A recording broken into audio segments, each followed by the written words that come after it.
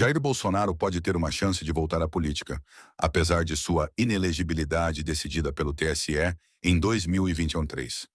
O presidente do STF, Luiz Roberto Barroso, mencionou que há duas possibilidades para uma reversão: um julgamento favorável pelo Supremo ou uma anistia aprovada pelo Congresso.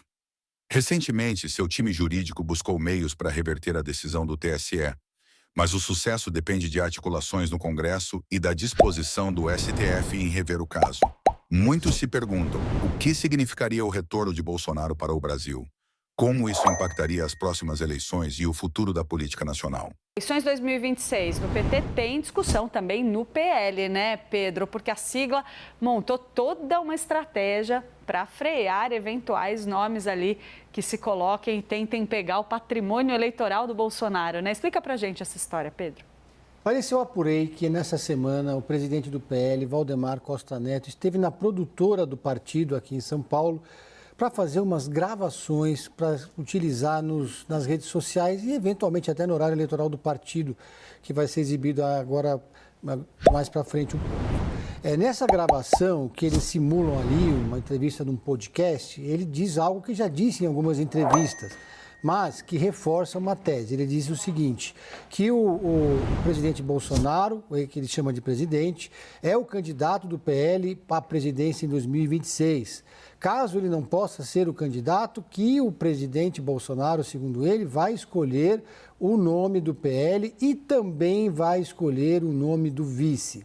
Essa é uma estratégia que o PL adotou para interditar qualquer debate sobre um nome para a presidência da República em 2026 no campo da direita. Não é interesse do partido que Romeu Zema, Tarcísio de Freitas, Ratinho Júnior se consolidem como opções à presidência da República, apesar de Jair Bolsonaro estar inelegível e dessa inelegibilidade ter sido reforçada por Alexandre de Moraes quando o PL entrou com um recurso no TSE.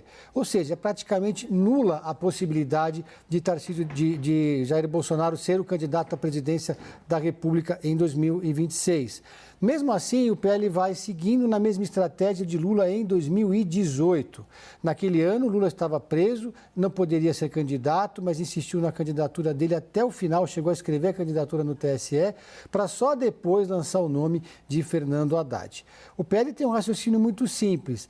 Para o partido e para todo o campo da direita, é interessante que Bolsonaro entre nas eleições municipais desse ano com o capital político preservado.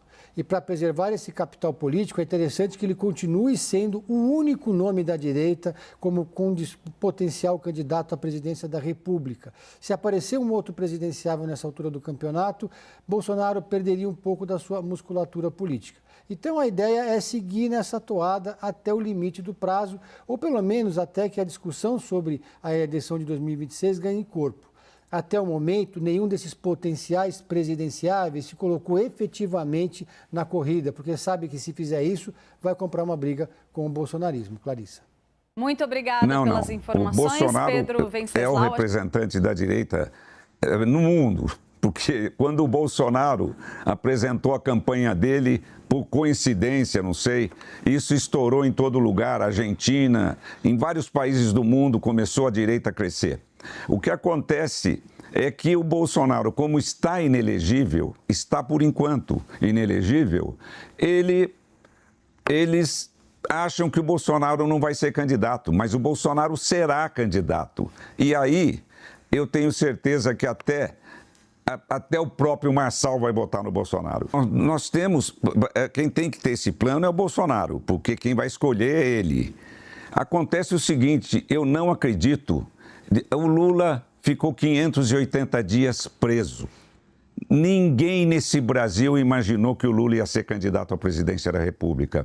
Nós vamos ter agora a votação da anistia, vamos incluir o Bolsonaro, vamos lutar para incluir o Bolsonaro nisso, e porque a condenação dele foi simplesmente absurda. Só porque ele conversou com os embaixadores e disse que era contra as urnas. Isso é uma opinião dele que tem que ser respeitada.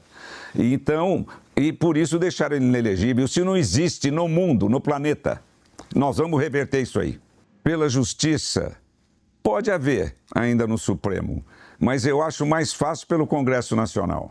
porque nós vamos ter que fazer essa emenda. A PEC, você tem razão, Jussara, a PEC da anistia não trata do assunto do Bolsonaro, nós vamos ter que fazer isso no andar da carruagem. E temos que pôr isso na pauta do presidente da Câmara e do presidente do Senado a ser eleito, para ter o nosso apoio, que nós vamos colocar isso na pauta da anistia, colocar o Bolsonaro também.